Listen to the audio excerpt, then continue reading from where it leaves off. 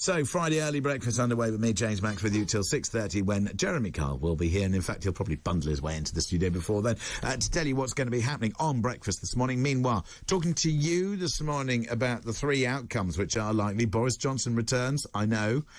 Or Rishi Sunak, the architect of the former Prime Minister's downfall, but could they do a pact? And then, well, there's a prospect of a general election. What do you want to happen next? 0344 499 1000. Meanwhile, let's go back to Paul Britton, Managing Director of Britton and Time Solicitors, for another story from the papers. Tucked away in the Times newspaper is this story about the Chinese diplomats and this attack.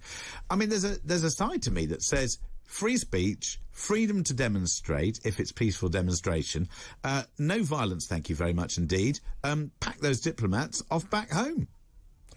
But where do we draw the line, James? I mean, the reality of this protest was that there was an image depicting Xi Jinping and in a noose being hung, and I think the Chinese embassy just had enough of it, and out they went and they got hold of Bob Chen. No excuse for violence, though. But where are the police? I mean, good policing is crime prevention, and it was quite obvious that this sort of imagery is going to provoke. That is a very good point, actually. So presumably, if the police were there, we would not have seen at this level of violence. But well, no, James, the police were there. The police were there on scene before the violence started. And they did nothing? They did nothing. They didn't say, you've got to take that down, it's inciting racial hatred. Oh, but why should they? Somebody wants to hold a placard with that on, they should be able to, shouldn't they? I mean, is that you in should public not be, order? sorry, the diplomat, they should not be able to behave like that on British soil, full stop. James, if they should ask the police and say, look, take it down, fine. If someone was outside the Talk TV studios with a photo of you being hung in a noose, I would expect the police to intervene and say, yes, you can't do this. But you wouldn't expect me to intervene. If I intervened and physically accosted somebody, you would expect me to be removed from post. No, I wouldn't expect you to go down there and be violent. I don't think you would. Exactly. So, in my view, that's wrong. Well, good policing is crime prevention. It is. They haven't done much of that. No, they haven't. No. Disappointing with the police. Anyway, that's in the Times newspaper today. And also in the paper today, this story about Harry Dunn. This is, of course, the case which is taking place with Mrs. Sakulas. And this is the poor lad who was on a motorcycle. She came round in the car. I think it's a fact that she was driving on the wrong side of the road. For over 20 seconds, and then collided with him, killed him, and then disappeared back off to the United States of America. Claiming diplomatic immunity. Right. I mean, again, that is behaviour by diplomats. I mean, that's not acceptable. Didn't report it, didn't come forward.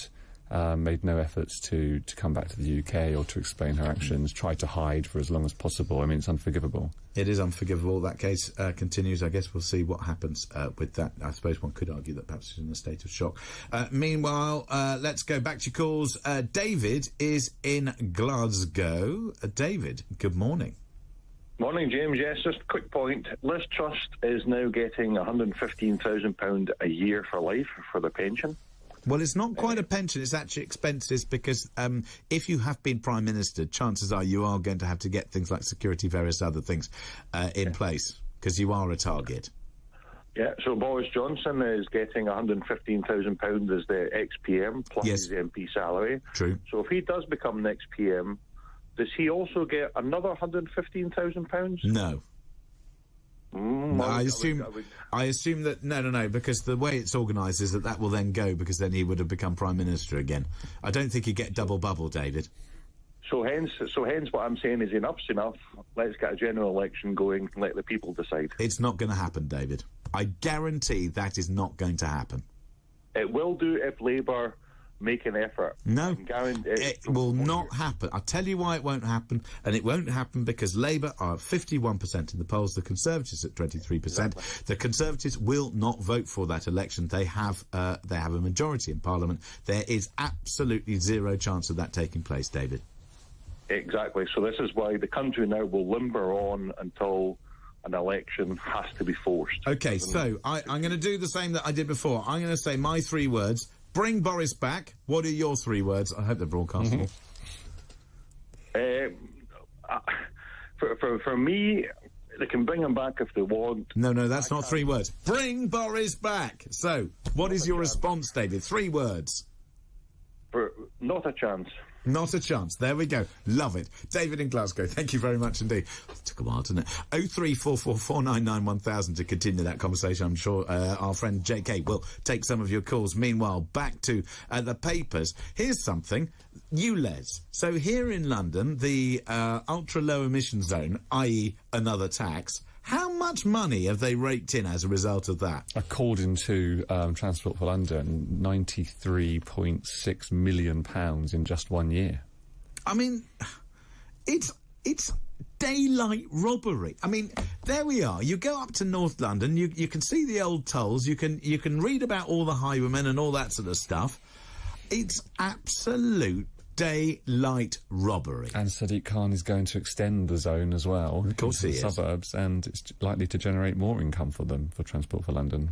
I mean, it is absolutely astonishing. I mean, do you think we should be charging for things? I mean, surely during positions and times like this, we should be really holding out and making sure that sort of thing doesn't take place, that we should be removing any unnecessary, and it is a tax, and it doesn't achieve anything, get rid.